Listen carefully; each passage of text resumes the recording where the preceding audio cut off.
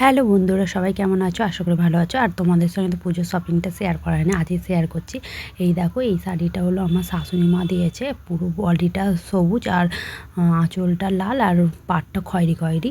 আর এইটা পুরো নতুন আছে, এটা এখনও পরা হয়নি। আর এইটা ব্লাউজ পিসটা শুধু কাটা হয়েছে। আর এই দেখো, এই শাড়িটা তো নতুন উঠেছে, এটা হলো ঝিমিচু, এটা তোমাদের দাদাভাই কিনে দিয়েছে। এটাও নতুন আছে, এইটাও পরা হয়নি। আর দুটো কালার ছিল, একটা খয়েরি আর রামা গ্রিন। এই রামা গ্রিনটা আমি নিয়েছি, কেমন হয়েছে বলবে। আর এই এখন দেখছি ট্রেন্ডিংয়ে এখন সবাই পরছে।